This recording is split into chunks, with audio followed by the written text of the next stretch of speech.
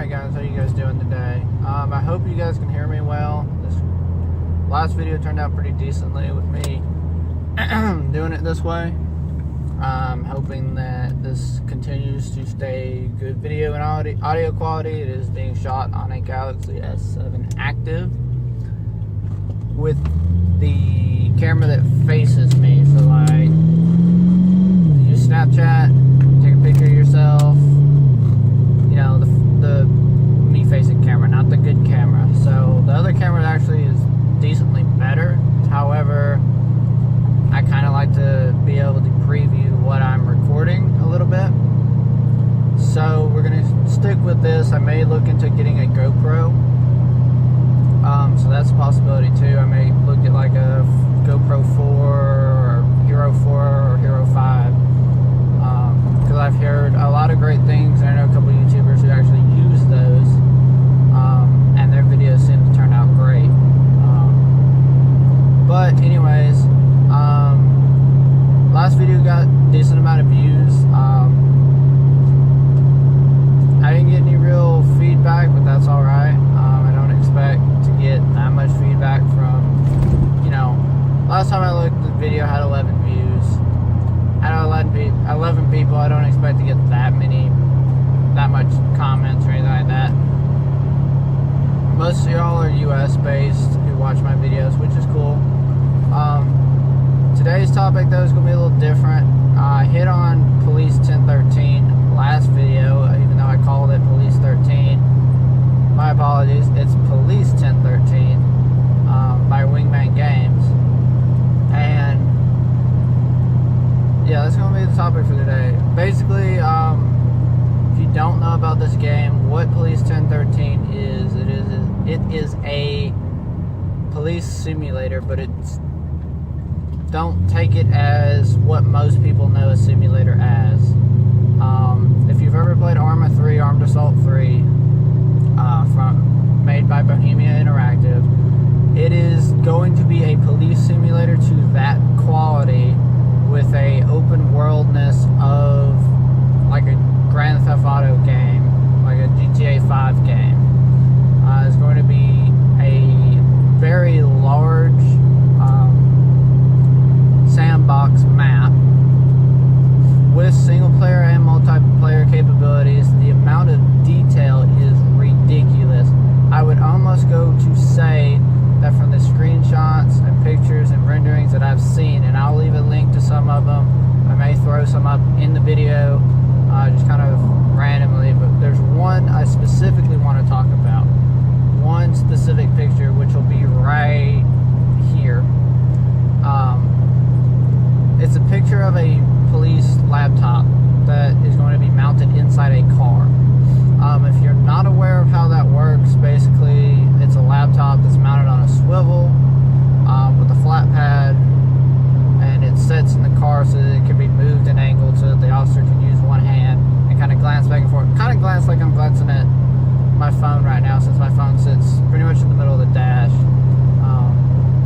And they get their calls, information about call details, all sorts of information they can look up, license plates, driver license numbers, pretty much everything that they need to do. The amount of detail in that screenshot that I should have up right now still is ridiculous. It is the most detailed thing I think I've ever seen in a game.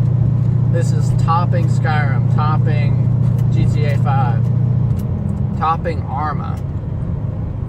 This is, just take a look at this picture, and I want to hear your thoughts on it. The amount of detail, even to the amount that the reflection in the monitor screen is so crisp and clean. You just don't see that.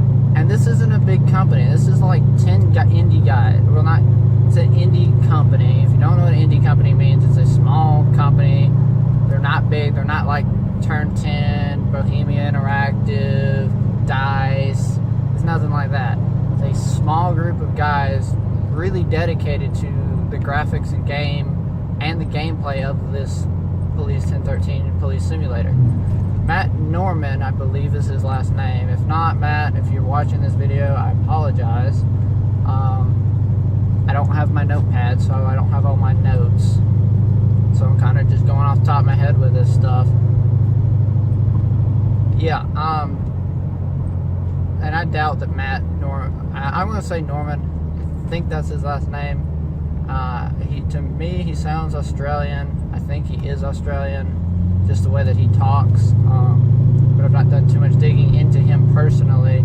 He is the creative director of Police 1013. And I have to say, his passion for the game... Sorry, that was trying not to get caught up at a red light. His passion for the game is ridiculous. This is what he wants to do. He's put all his own money into it. And he's unfortunately getting a lot of... Well, I won't say a lot. He's getting some backlash from some other companies, which I'll leave a link to his last dev blog. It's about an hour long, so... It is long, but it does have a lot of information kind of regarding where they're at now and kind of his overall ideas. And it has a lot of good information in it. But one of the big things I want to hit on with that is I'm going to leave a link to the Frequently Asked Questions page. And if you see this video, please do not, I say again, do not message or leave a post on the forums asking a question that's already been answered in this FAQ, or this Facts and Questions, Frequently Asked Questions. This is one thing that I can see why it gets annoying, because Matt answers a lot of the same question on it, because he does everything on Facebook. Yeah, you'll see some updates through some other social media, but Facebook's their #1 outreach. I see posts from them weekly. And it's not like little things. Like, you can watch through the development of a week, like the radar gun, which I'll flash up on the screen right now. I saw 2 different images of it in a week. And that's not to say that it took them a week to do it. That's just when they said, all right, we'll kind of give the community a little teaser, you know, keep them interested, let them know, hey, things are still happening. There's the untextured, which is just a model, non-textured, and then there's a textured model. And the amount of detail is ridiculous. And Matt hit on this during his dev blog. If you look at the screen, you notice the screen's blank in the rendered model. There's a reason for that.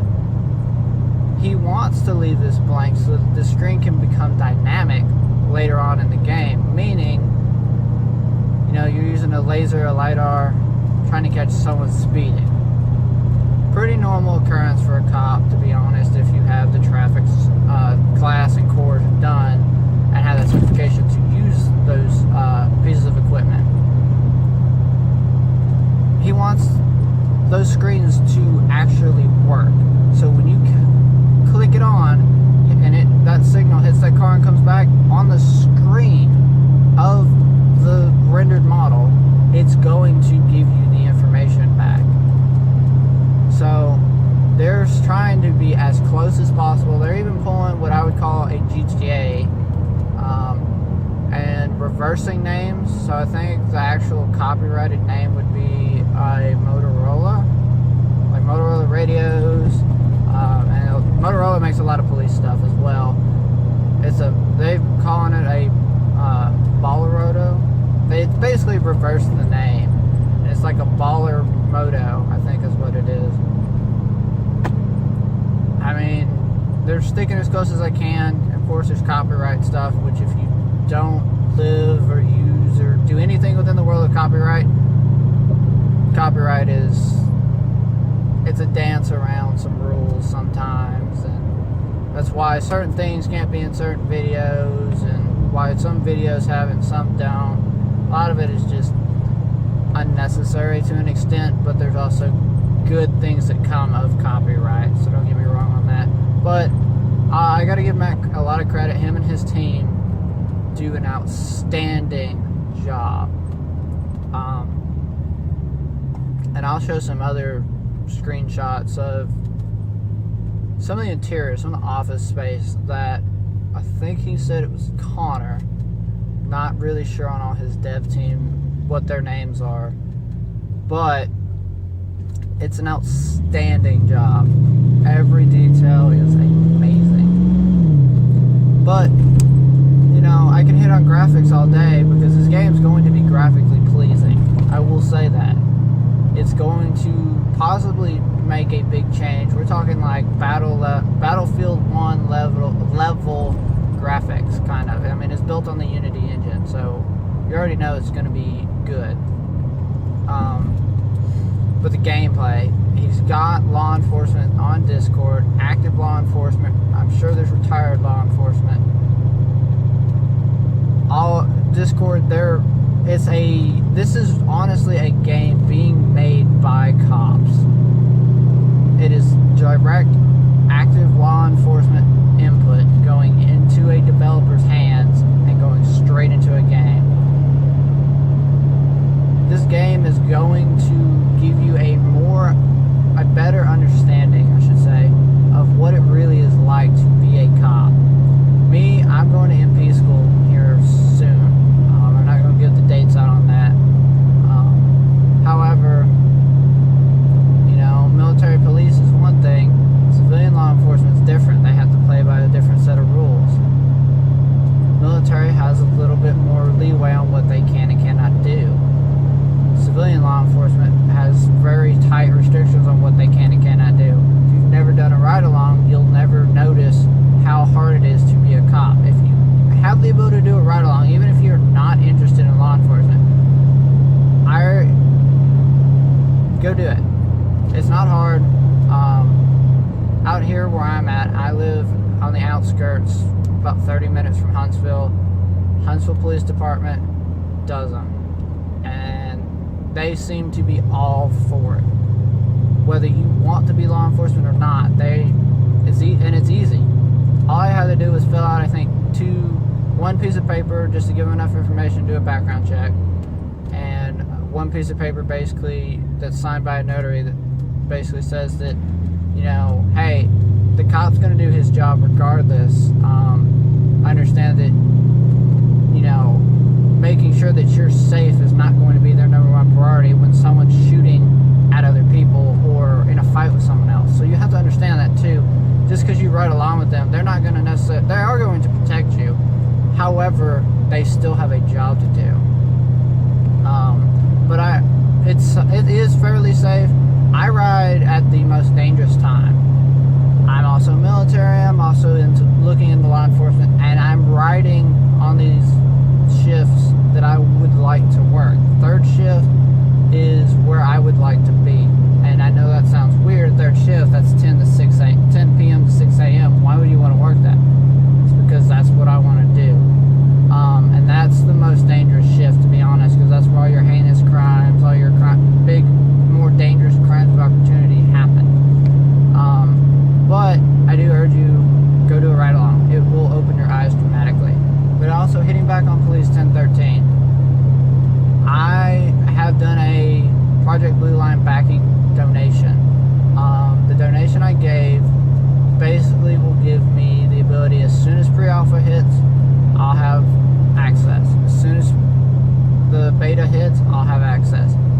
As soon as the full game drops, I'll have it. I've got total access to it when they drop them. And I'm going to do my absolute best. Thursday uploads every Thursday, at least one video a week. Got things rolling again, and things are going good. And on top of that, as soon as pre-alpha, as soon as beta, as soon as all this stuff comes out, I want to get a video the same day out. And I'm going to be doing a couple videos as well where I'm actually at my computer, and give you guys some more update style stuff, like what the feature, if you've never heard of the game, you know, things like what the features are, what the promised features are, and the promised features are going to be in the game. I know that Matt has received a lot of lashing out from some other companies, which is sad, and there are other companies that are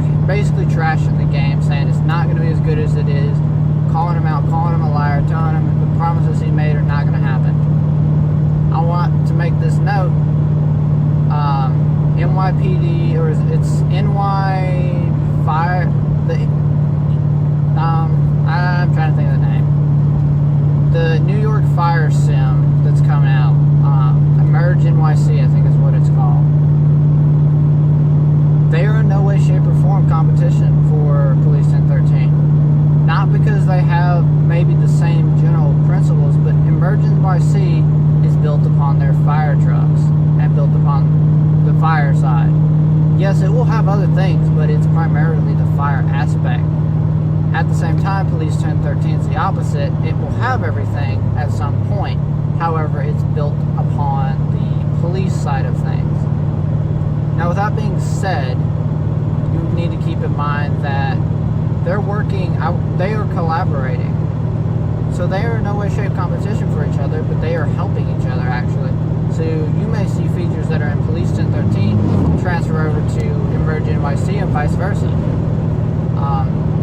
But I will say this, if you have any questions about Police 1013 that you feel that maybe have been answered, or you're unsure of, feel free to ask me. I will go dig and find these questions out.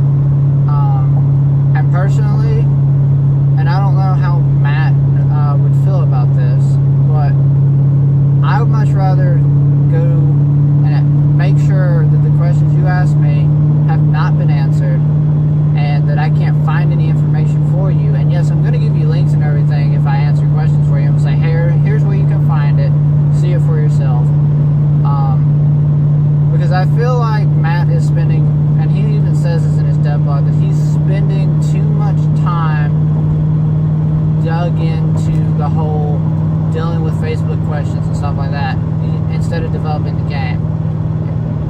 I'd much rather you come and ask me a question about it and me be able to actually find you an answer, and because I have no development input on the game. I'm not a developer, I'm not a creative artist, I'm waiting for this game to come out because this is what I want to play. This is going to be a great game. I'd much rather Matt have the opportunity and the time to invest into the game itself, getting it out faster because it's already been in development for several years, getting it out to us sooner and quicker than having to spend hours answering questions on Facebook that have already been answered at some point in time. The biggest ones being, when is it going to be released? When's it going to be released for Xbox? Is it going to be released for Xbox and other consoles?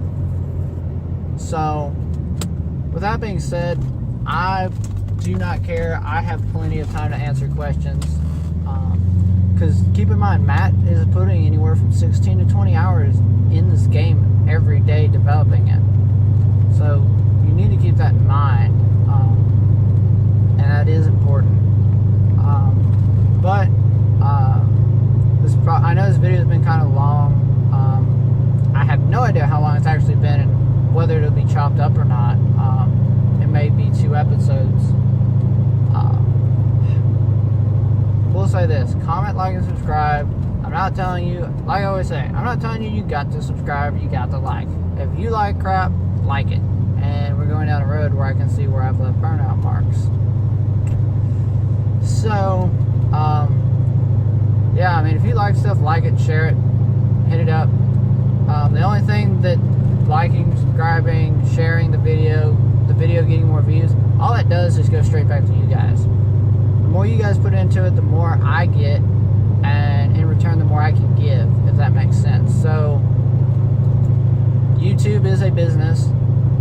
If I haven't, if you guys give, and you don't have to give any money.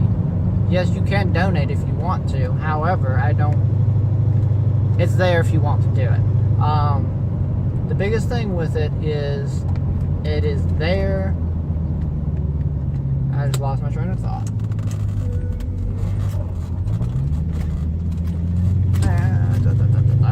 This road sucks. What I was saying, basically, I make money when you guys watch commercials. I try to control the commercials as much as possible to keep them as short as possible. It's called ad revenue. It's how every YouTuber pretty much makes money if they're not sponsored. I would love to be sponsored. I mean, every YouTuber wants to be sponsored because there's money and giveaways and stuff like that can be done then. But realistically, you have to have certain numbers and certain stats and stuff like that. But the more you guys give, so more views means more revenue. If you don't ad block and stuff like that. But on top of that, that means that if I make money off of it, I can go, put money straight into the car, which you guys will start seeing some videos. Now it's finally warm. I can start doing some more videos on the car itself. The car can start getting upgrades, which I actually have an upgrade, which I'll give you a hint. It has to do with the front of the car. That'll be a separate video. I can upgrade the car, do different things like that. At the same time, I can do giveaways. I can do things like PAX East. If I really get the money going, I can go to PAX West, PAX South. And I don't think there's a PAX North. There might be, but I don't know about that. But with that being said, this is going to be the end of the video. I hope you guys have a good day.